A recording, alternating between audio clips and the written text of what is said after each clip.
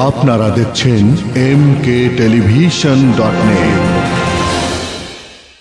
চতুর্থ ধাপে ইউনিয়ন পরিষদ নির্বাচন অনুষ্ঠিত হতে যাচ্ছে দিনাজপুরের পার্বতীপুর উপজেলার 10টি ইউনিয়নে।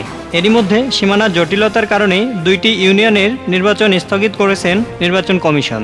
প্রতিনিধির পাঠানো তথ্য ও ভিডিও চিত্রে দেখুন একটি ডেস্ক রিপোর্ট।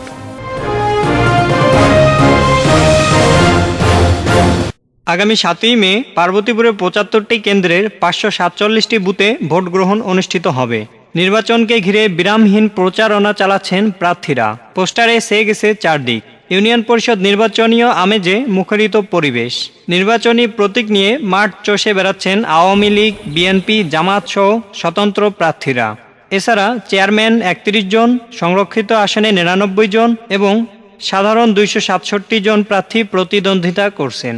বিজয় নিশ্চিত করতে প্রার্থীরা বিভিন্ন প্রতিশ্রুতি দিয়ে চাইছেন দোয়া। প্রার্থীদের পাশাপাশি তাদের সমর্থক ও কর্মীরাও বসে নেই, বাড়ি বাড়ি গিয়ে ভোটারদের কাছে চাইছেন ভোট। এদিকে চেয়ারম্যান প্রার্থীরা বলছেন, রাস্তাঘাট সব আমি ইনশাল্লাহ কমপ্লিট করে দেবো। এখানে অবাধ ও সুষ্ঠু নির্বাচন হয়, ইনশাল্লাহ আমি জয়ী হব। সুষ্ঠু নির্বাচন অনুষ্ঠিত হলে আমি এই ইউনিয়নের চেয়ারম্যান হিসেবে।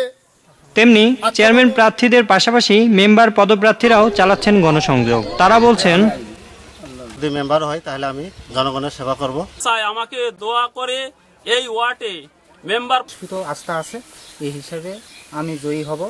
এদিকে ভোটাররা বলছেন, যিনি যোগ্য এবং সৎ তাদেরকে আমরা।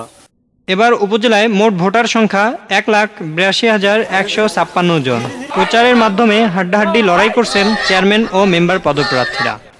আল মামুন, mkTelevision.net।